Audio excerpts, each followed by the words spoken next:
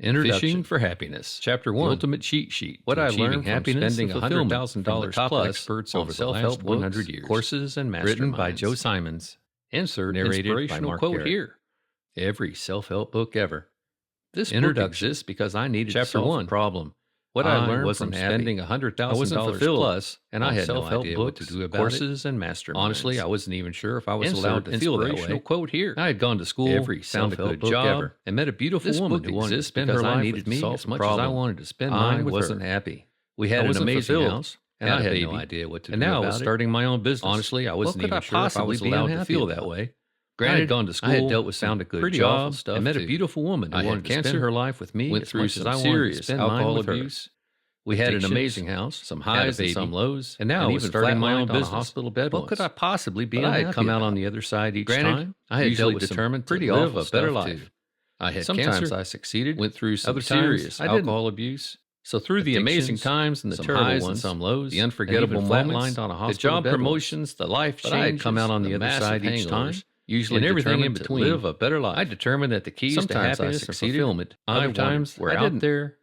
So through the amazing times and after all ones, the bookstore shelves, talk shows, podcasts, job promotions, the life full of people who had found it for themselves, and everything in between, created courses, I determined that the drawn out roadmaps to fulfillment I wanted. Their websites were full of waiting. It worked for me. After all, the bookstore shelves, talk shows, podcasts, and blogosphere were full of people who had found it for themselves. So I rolled up my sleeves and had written books. Created courses, I dove into years of drawn out roadmaps to happiness. I read hundreds of books. Their websites averaging a minimum one worked for me. A week. Testimonials, to audio tapes and podcasts. Surely I could join the ranks of those who had unlocked blogs who joined online self-help courses. So I rolled up my sleeves. I attended conferences, mastermind groups, years of seminars in exotic places. I read hundreds of books. All told, averaging a minimum over $100,000. Listened to audio tapes and podcasts of great thinkers. Scrolled through countless blogs and joined online. And then I recorded what I found.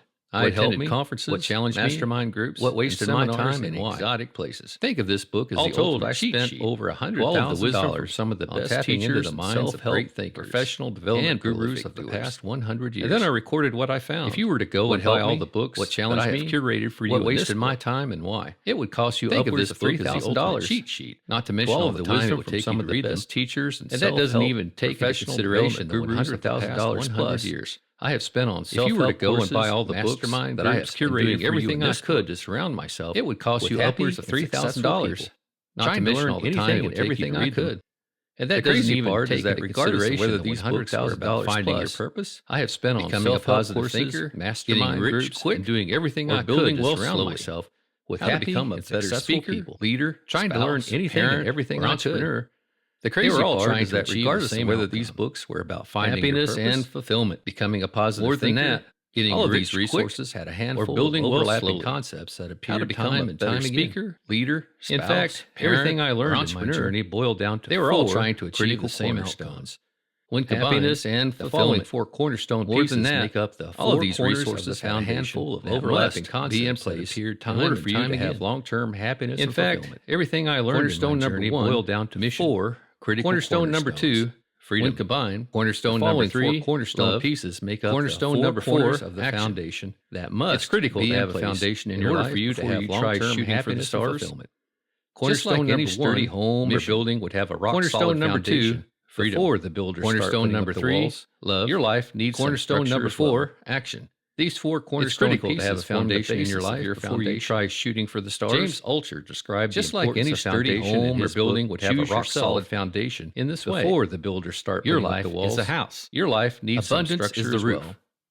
These four cornerstone pieces plumbing need to be in there first, or the roof will fall down and the house will be unlivable. A foundation in his book. My goal with this book is to show you what I've learned about these four cornerstone pieces. So that you'll be abundance equipped to build your own solid foundation. But the foundation and the plumbing need to be in there living on $250 a month, and the house a recent grad, brand new to the workforce. My goal with a single 30-something in the city, I've learned about parent living in the suburbs pieces, or a multi-millionaire living in a mansion in the hills. Foundation. The four cornerstones will be the same. Student living on $250 a month on these four areas. A recent grad, brand new to the workforce. Choices and changes. A single 30-something in the city. I know because living in the suburbs.